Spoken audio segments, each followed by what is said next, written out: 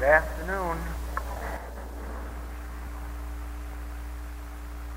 After 3 weeks of classwork, we come to the final day, and the first and most natural question is, what was the major point brought out during this classwork, or what were the major points? What of the classwork shall we carry away with us for practice? And of course, there were many of the basic points of spiritual living brought out that either must be referred to in whatever notes you made or in reminders from these tape recordings, since it would be impossible to sum up the entire 3 weeks of work in one day, even the major points of it. And so it is only possible to remind you of a few, so that these will be given the opportunity to bring to your consciousness others that you've received and that you have there, and that will come to light as you ponder even the few that you can remember. The first and most important thing I would like to say is this: if you can remember only one point, that one point, regardless of which it may be, is your entrance into heaven. That is, into harmony, into perfection, into some measure of spiritual realization. It is only necessary to have one point of spiritual truth, because the putting into practice of that one point will lead all of the others to unfold in their natural order. There is an ancient saying to the effect that if a teacher gives the student one leg of the table and they're not equipped to add the other three themselves, they're not worthy of being students of the Spirit. And so it is in this work that if you have one point and ponder it and meditate on it, think of it, put it into use and practice, it itself will develop the second, third, and fourth steps that may be necessary. So let us, above all things, remember this, that whatever the one point is that we can remember, put it into practice. Now, of the entire message as it has come through in these 3 weeks, I would say that this point is the most important. That there is no such thing as demonstration until we gain the consciousness of the demonstration. Think about that. Think about that. You cannot have a demonstration made out here in space. You cannot have a demonstration appear out of nothingness. You cannot have a demonstration of any form of good appear by any, shall we say, blind faith, ignorance of truth. No, there is only one way in which demonstrations appear, and that is through understanding, which means an awareness or consciousness of the truth. And therefore, The consciousness of truth constitutes the substance of which all demonstrations are made. In other words, the things which do appear are made of those things which are invisible. Now, if I make much of this point, it is because I consider it the most important point that has been brought out in this 3 weeks of work. And the reason is this, that I have found in the metaphysical field that the idea of demonstration is well defined, but that the cause of the demonstration is not so well known. We are all accustomed to testimonies of healing and of supply and of happy relationships. We are not so accustomed to hearing what brought about the demonstration of health or wealth or good relationships. And yet, what good is it to know that a person became wealthy if we don't know how? What difference does it make to know that some people became healthy, but we don't know how? What difference does it make to know that there are people who have enjoyable human relationships and yet not know how they attained it? Because for us to go and do likewise means that we must also have the understanding. Now, the essence of all truth is that there must be a consciousness of truth, there must be an awareness before there can be an outer demonstration in any way, shape, manner, or form. That consciousness of truth takes place within you, and it is for this reason that no one who merely sits back and waits for something to happen will have very much in the way of spiritual harmony appear. It is true, there are many people in the world who have physical health without any awareness of truth.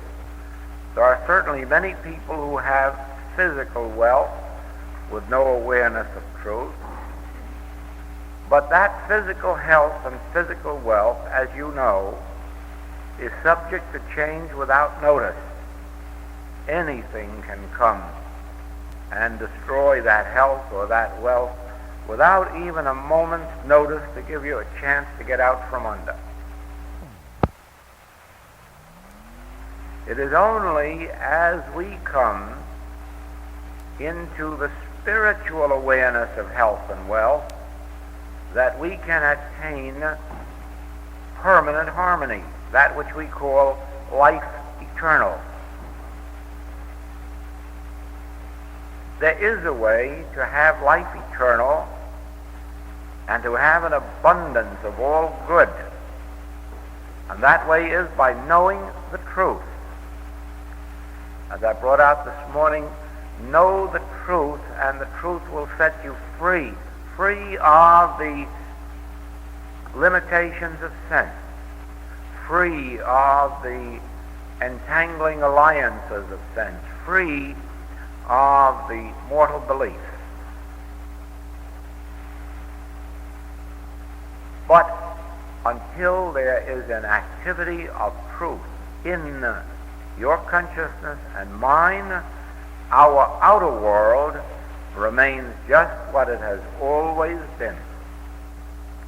Now, there must be an activity of truth in your consciousness and mine in order that we may show forth the glory of God, that we may show forth harmony, wholeness, completeness, perfection, spiritual good, eternality, immortality, that we may enjoy justice, mercy, kindness, love, truth from all of the world.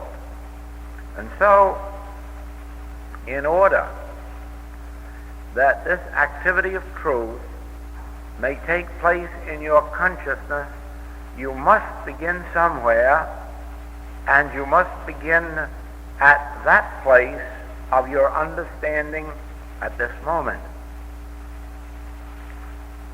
I want to first of all explain that term, activity of truth in your consciousness, because it has two meanings. The activity of truth in your consciousness begins with the truth that you know.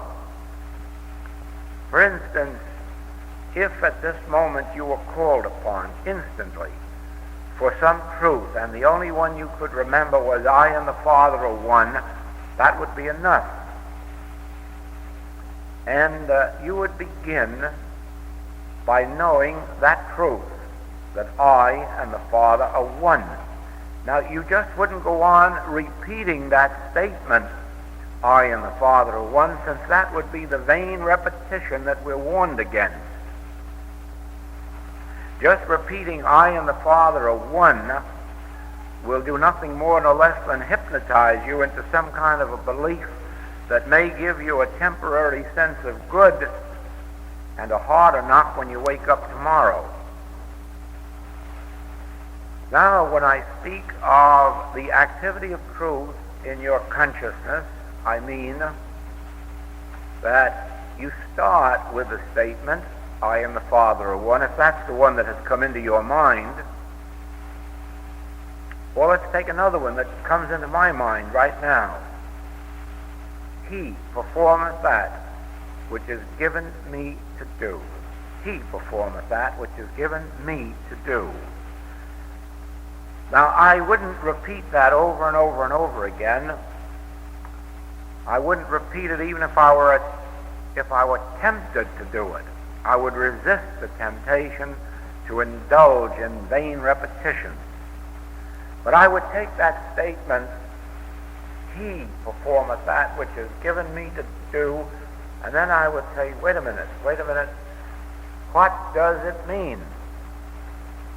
He performeth. That He, that must mean God. He performeth. Certainly, elsewhere in Scripture we read, He that is within me is greater than he that is in the world. And so it's this He that is within me that performeth that which is given me to do. Well, now wait a minute. I have been given a task of conducting a class or giving a lecture for the next half hour. And according to this statement, He that is within me actually performs that job that was given me to do. Well then, where do I figure in? Well, probably I've got to be obedient and get up there on that platform. And then I've got to turn my thought to God in the sense of, well, here I am, Father. Let's begin. And then I probably have to open my mouth, and by that time, He takes over. He that is within me. He that is going to really perform the activity of giving this lesson. And so I have the divine confidence that assures me, don't be concerned up there, this isn't your task, this is mine. I'm the He within you that's doing this. You just stand there and let it come out. He performeth that. God performs that which is given me to do, and it will be well done if only I can be still enough and let it come through. Now you see, that is the first half of the work. That is the first half of the activity of truth in my consciousness. In other words, I took the one statement of truth that came to me, and I allowed it to become active within me, and I allowed it to unfold from one statement to another, not knowing where it was going, where it would lead, just letting one statement after another come out. And now, having done that and feeling, well, I'm pretty well assured now comes the second part of the activity of truth in my consciousness, and that's the part where I get very still and let the Father impart truth to my consciousness. In other words, not the truth that I voice, but the truth that I hear. The first half of activity of truth in consciousness is the truth that I know and the truth that I voice. And the second half of the activity of truth in my consciousness is the truth that the Father knows, the truth that the Father imparts to me. That, of course, you recognize is the Word of God. That's the Word of God that comes to me, and it is quick, and it is sharp and powerful. Never doubt it, that the Word of God that comes to me is quick and sharp and powerful, and it does its work. Well, now, in the same way,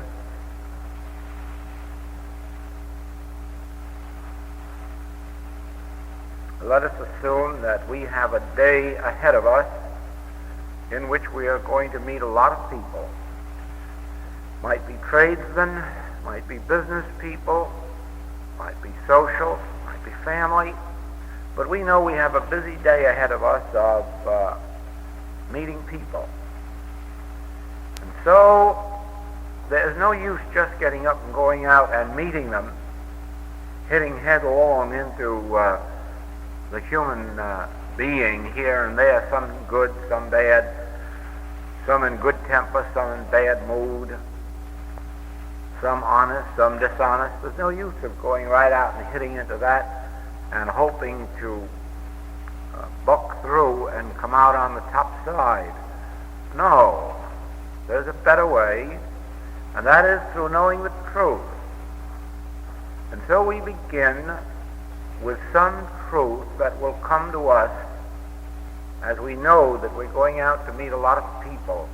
And I feel the first thing that comes to me is that there's only one mind, and that's God, and that's the mind of everybody I'm going to meet, so that I'm not going to meet with anything except intelligence, wisdom, right on top of it, rushing almost so fast I can't speak it. I'm told that love is the uniting element of all beings, that love is the quality of the Father that permeates our human relationships. Well, if God is the mind of man, and love is its outstanding nature, then in associating with each other, in meeting with each other, in doing business with each other, we are dealing with the mind of God and the divine love with which it permeates its children. Isn't that wonderful? And it's marvelous to realize that in meeting with each other, we are meeting only with the mind of God, and the only thing that is emanating from the mind of God, the only thing coming forth from the mind of God to us and from us, is its major quality, which is love. Oh, if we could just ponder that now for the next 5 minutes and see what that means, really to know that nobody out here has anything but the mind of God, and thereby they understand every word I'm saying. They understand it, they respond to it, they appreciate it, and because love is its major quality, they love it. They don't only love it, they love me. Out of the mind of God can only come love. And if no one in this room has anything but the mind of God, no one in this room has anything but the quality and activity of love.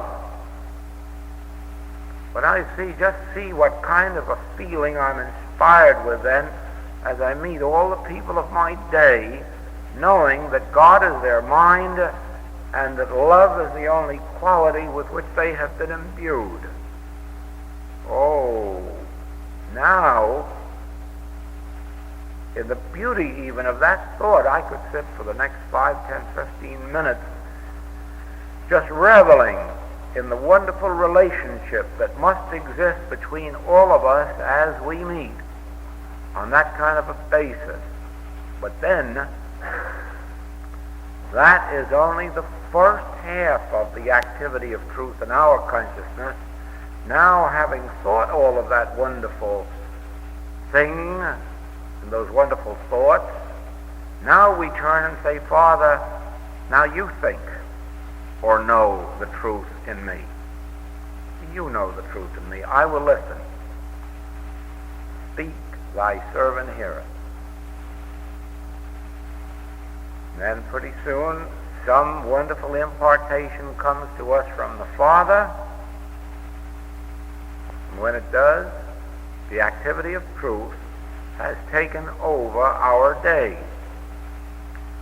Well, everyone at some time or other is faced with some situation of economic lack or other.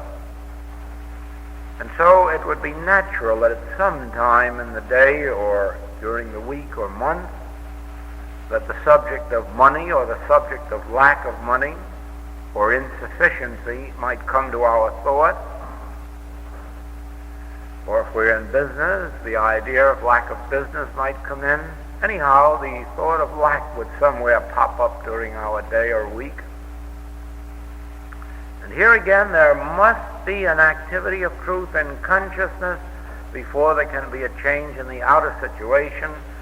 And so our thought now goes to the subject of not lack, heaven forbid, but abundance. And the first miracle, the first thing that I see right in my mind's eye is the fact that there wouldn't be a blade of grass in all of the earth if there wasn't a God power to put it there. I see it so clearly, even while I'm standing here talking to you, that there couldn't be a piece of fruit on a tree or a vegetable in the ground if there weren't a God power, an intelligent power and a loving power to give it impetus, to place it there, to grow it, to develop it, to bring it to maturity, to bring it into readiness for harvesting. Well, I see that so clearly that the poet was right when he said, only God can make a tree. Why, only God could make a man, woman, or child. Only God could grow a blade of grass. Only God could make a shade tree. Only God could make an apple tree. Only God could put the fish in the sea and the birds in the air. Only God could have arranged the sunshine and sunlight to bless the crops in the ground. Only a God could have provided rain for moisture. Only a God could have given us this setup that we take so lightly under the term of agriculture, farming, herding. Only God could have given us that setup, and without God it cannot prosper. Without God it cannot mature. Without God it cannot be enduring. Except the Lord build the house, they labor in vain that build it. Yes, I know. Just with human intelligence you can develop a herd of cattle and wonderful farms. And just watch what has happened to the thousands and thousands of people who have tried to run their farms and their ranches and their orchards without God. And you'll see them. You'll see them. Except the Lord build the house, they labor in vain that build it. And so I see that if God is the source of all of this supply in the ground, and I'm sure only God could have thought up rotting the trees and making coal. I'm sure only God could have thought up whatever he did in the ground that caused oil to be down there that drives our machinery. I'm sure man could never have dreamed up such a concoction. God alone, in its infinite wisdom and divine love, has provided for us the infinite bounties of life. And sometimes we sit down to a breakfast, lunch, or dinner and eat it in our usual 10 or 15 minutes and rush off without a single solitary thought, not only of who cooked it in the kitchen, but how the food got on this earth in the first place. And there too, you see, we lose our demonstration. Acknowledge him in all thy ways, and he will give thee all there is to be had. And so as the thought of lack or limitation tries to come into my thought goes out to the amount of blades of grass in a lawn, to the sands, the grains of sands on the oceans of time. And I think of the infinity of stars, and the infinity of apple blossoms, and the infinity of roses, and the infinity of all of the fruit and vegetables and fish and birds. I think of the infinity of rain and sunshine, and how can lack or limitation dwell in a consciousness filled with the infinity of God's abundance and the recognition of God as its source.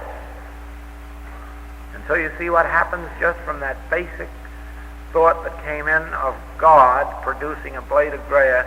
All the rest of this naturally follows, and that constitutes the activity of truth in my consciousness up to the first half. From there on I say, well, Father, I've certainly had some wonderful thoughts, but now it's your turn, because your thoughts are not my thoughts. Your thoughts are far greater than mine, so from now on, I'm listening.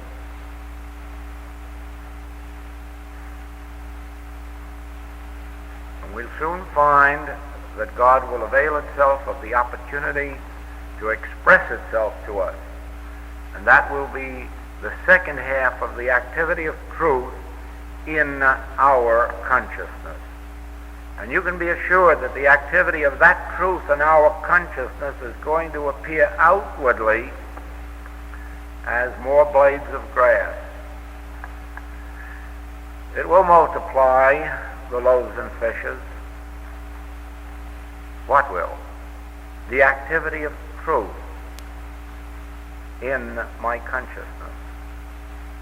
But the activity of truth must have two ways.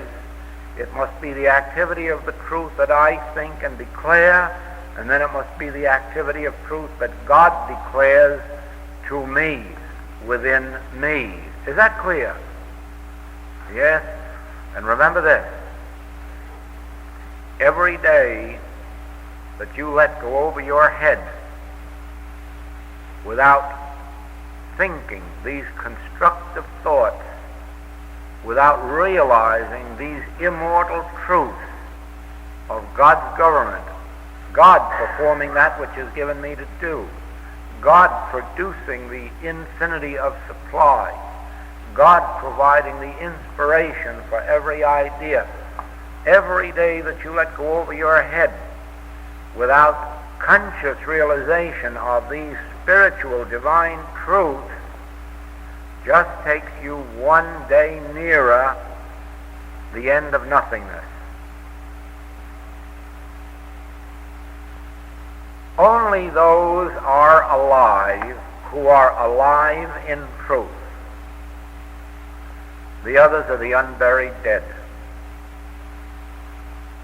Only those are alive who are alive in truth, in God. Only those are alive who are alive in their consciousness of the fact that God is the only law. God is the only substance, the only spirit, the only soul. God is all there is governing this universe. God is all there is to our existence. Without God, we are the unburied dead. We are just walking around, eating meals a day, sleeping hours a night, That's not living. That's vegetating. But the individual alive in God, the individual who actually recognizes God in all his ways, recognizes that God is his very mind, the intelligence of his being, and that without God there would be no intelligence. Without God there would be no love. Without God there would be no life. Without God there would be no supply. Just think if you took the God energy out of this world, what a wilderness it would appear to be. Not even grass would grow. Probably not even deserts could burn. There wouldn't be sun there to burn them. Oh no. Remove God from this earth and you have barrenness multiplied. And don't forget this. Remove God from your life or mine and you've got that same wilderness. Without God, we are the tree cut down and laid flat on the ground instead of being rooted and grounded in the earth. Without God, we are nothing. But there is no event of our day, from rising in the morning until the next morning, there is no event of our day which cannot be improved, spiritualized, made harmonious, healthy, and whole by God. There is no event that cannot be immortalized, that cannot be improved by God. It is possible humanly to have a certain measure of health, wealth, and happiness. There is no way to have real health, wealth, and happiness except as it is animated by the Spirit of God. If so be the Spirit of God dwell in you, then are ye the children of God. Those who have not the Spirit of God dwelling in them cannot please God. And you know what the Spirit of God means?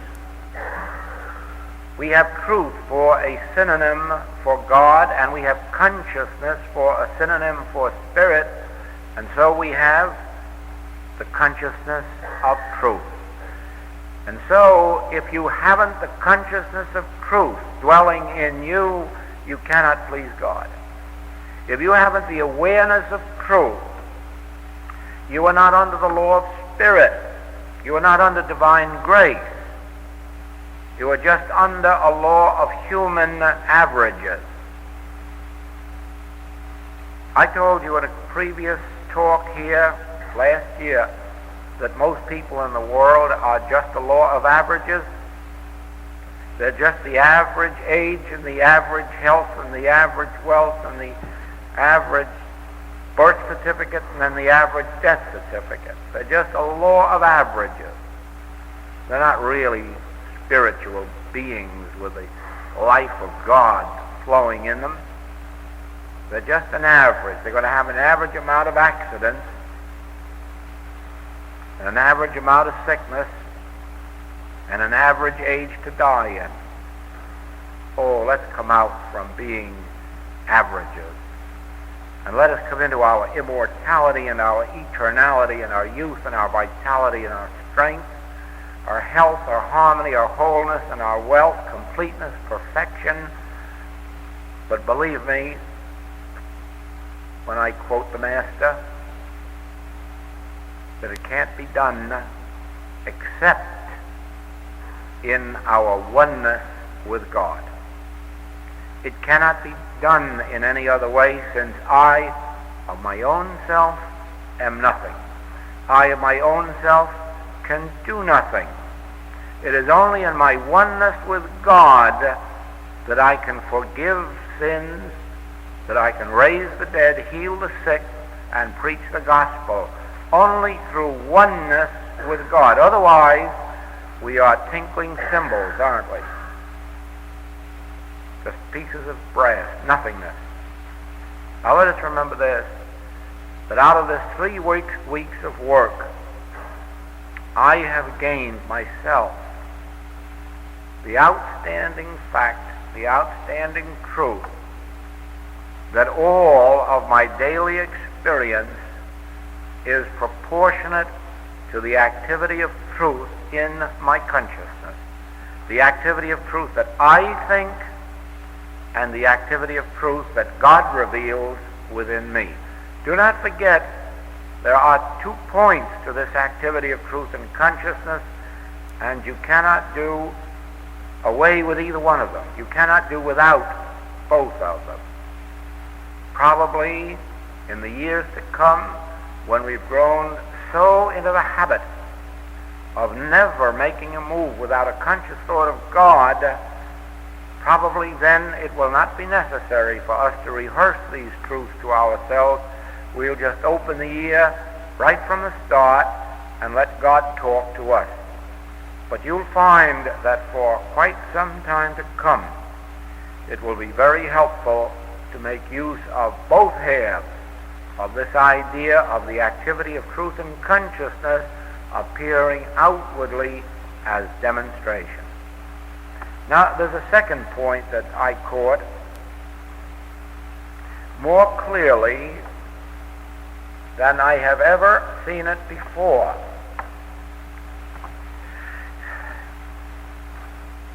It became more real to me, I suppose that's the way we would say it.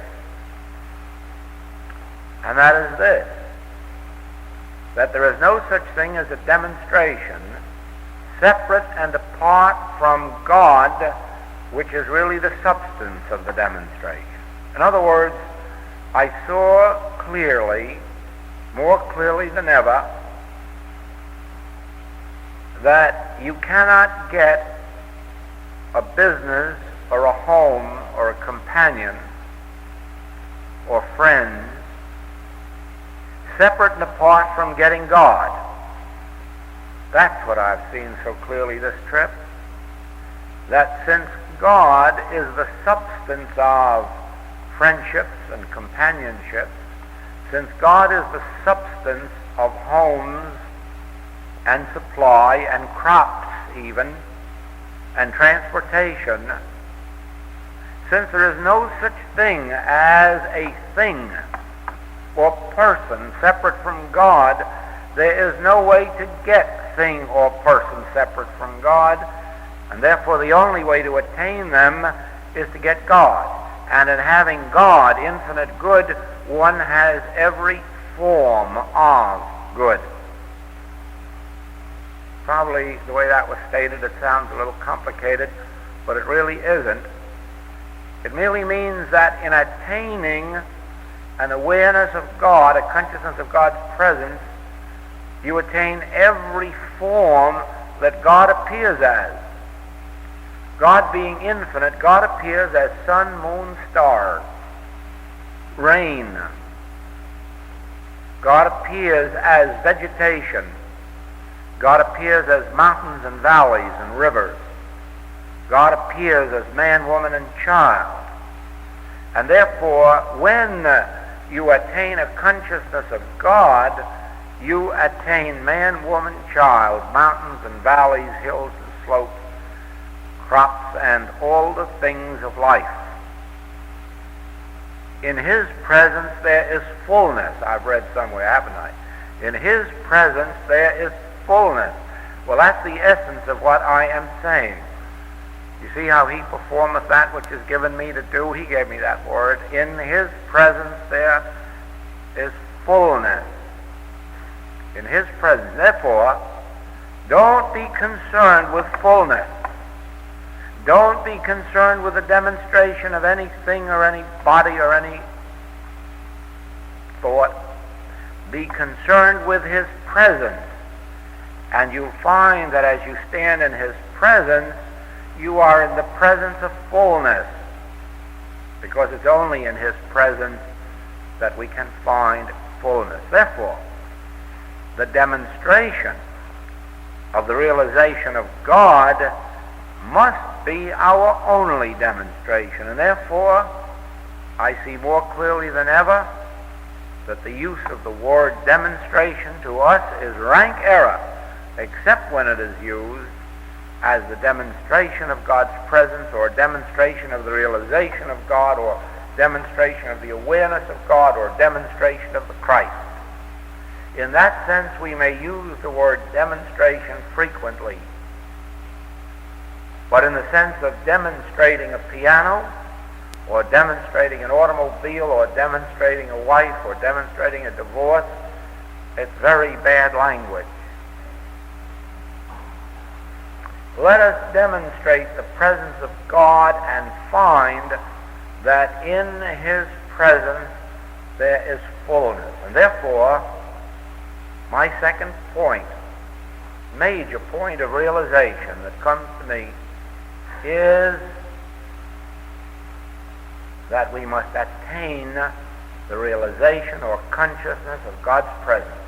And only in that realization or attainment can we find the fullness.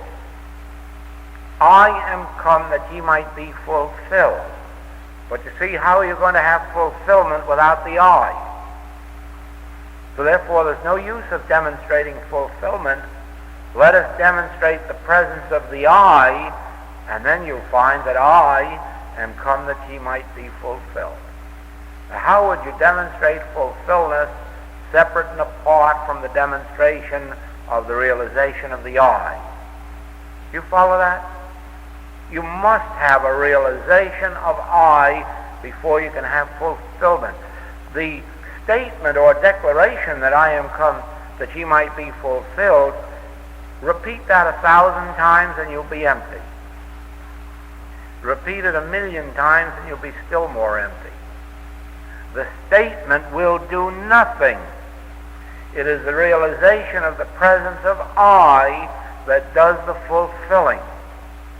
None of these statements of truth, repeated over and over and over and over again, will do anything for you in and of themselves.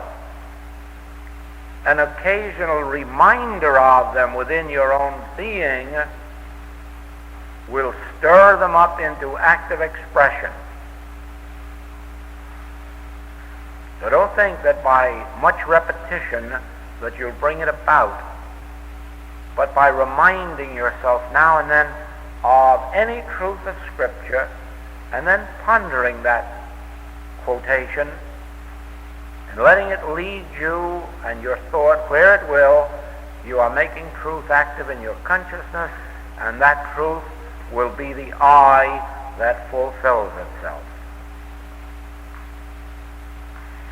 Well, if only we can catch the importance of these two steps, these 2 points in our development, they themselves will lead to our being reminded of all the other truths that have been voiced here in these 3 weeks. I'm going to leave you today with just those 2 points for consideration, but I think that before we stop, we should have a meditation and let this really and truly sink in to our consciousness.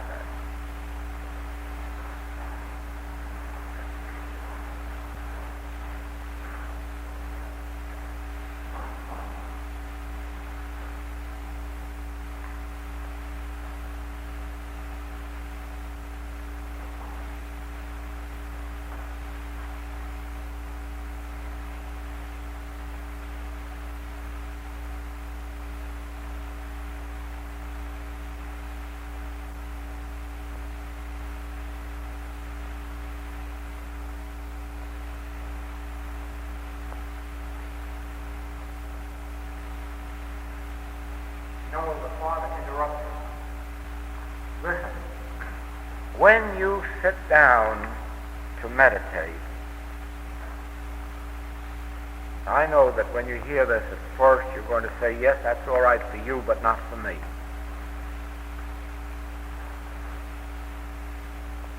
But I wasn't interrupted in that meditation for me. I was interrupted for you.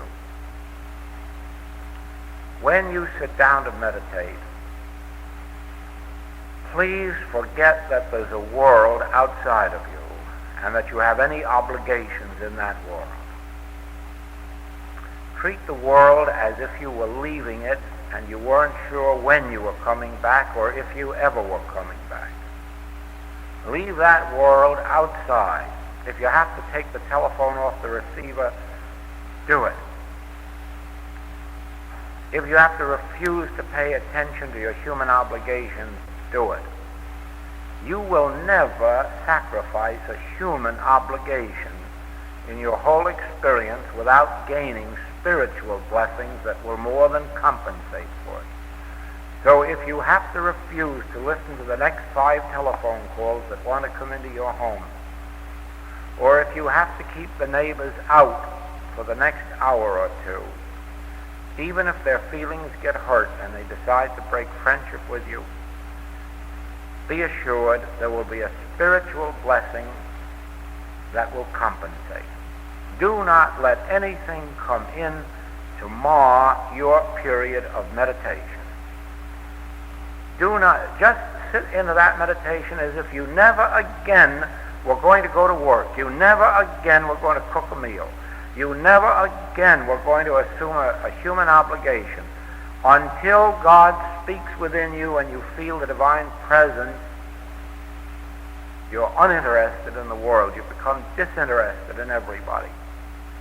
And watch what miracle can take place in your life once you completely overcome the world so thoroughly that you say, I will not permit anything to come between me and my God thoughts for this next whatever period you have set. 30 minutes, 40 minutes, 1 hour, 20 minutes, 15 minutes.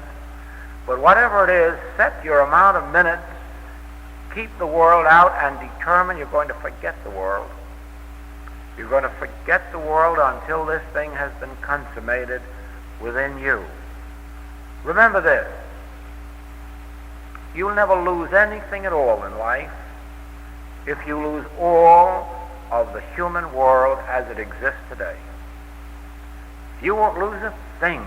If you lose husband and wife and child and parent, you won't lose a thing if you find the kingdom of God. If you feel the feel of the Spirit of God in you, there isn't a single thing, there isn't all the world together that could be lost without your gain. The Master puts it in graphic words, unless you lose your life, you cannot find it. Unless you can drop this human sense of existence with its duties, its obligations, its binding mortal material ties, and find your oneness with God, then all that you've got is meaningless. But if you lost the world and gained this awareness of God, your world would be restored to you as it was to Job. Someday, everybody will understand the story of Job.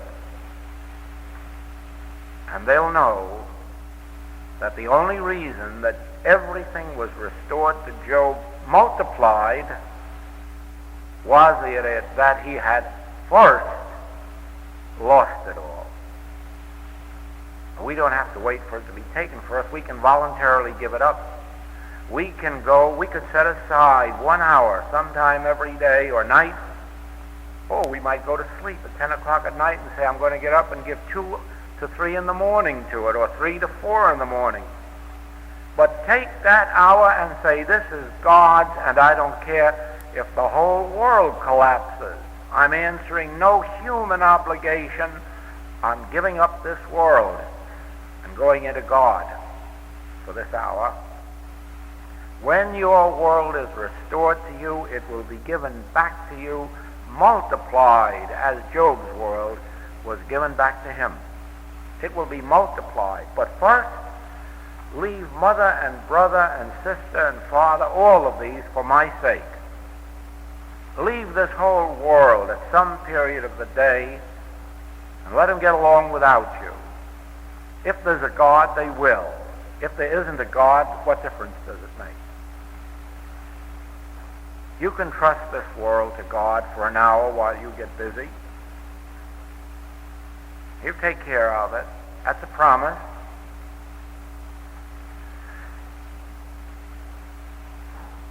Take this time.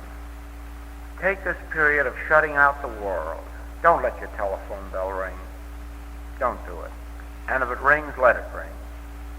It can't have any news half as important as the news God has.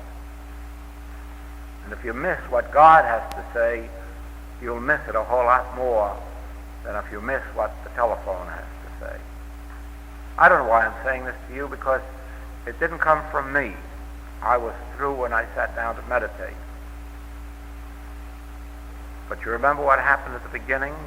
The Father was to perform that which was given me to do. And you see how well the Father does it. If the Father has something to say to you, even though I don't know it, the Father will take care that it is said. And that could only happen for one reason, that when I sit down to meditate, I shut out the world. I don't think of you, and I don't think of me, and I don't think of my problems or your problems. I sit there, even if it's only for 1 minute, and I'm completely cut off from the world. I'm only interested in one thing, and that's the Father within me. And it's because I'm so completely shut off and not even interested in you. I'm only interested in the Father, that when the Father has something to say to you, I am a vehicle or avenue or messenger for its deliverance. Do you see that? This has been a concrete instance of the very treatment that we started with, that He performeth that which is given me to do. Evidently, it was given me to get this message of leaving the world, and I didn't know it. And so the Father did it for me, through me. Thank you until tonight.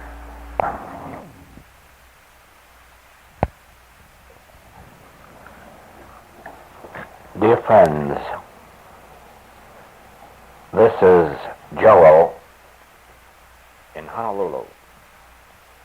I have just edited this tape, and I know that there are certain spots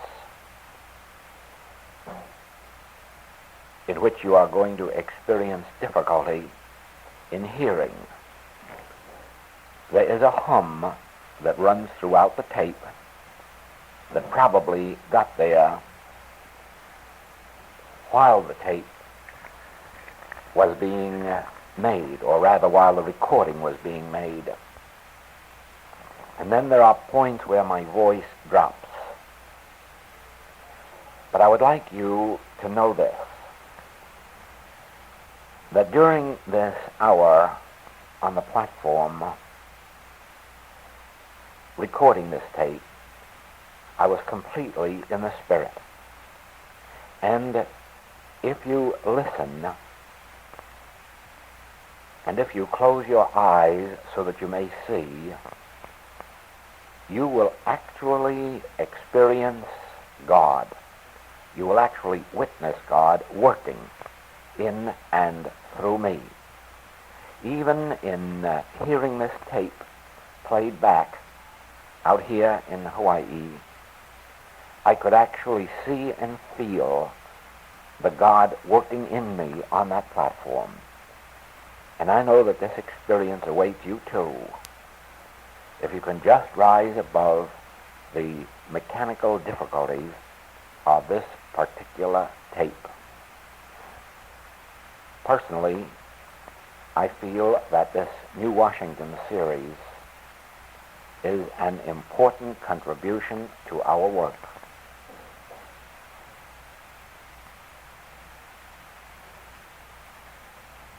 Bless you, and aloha.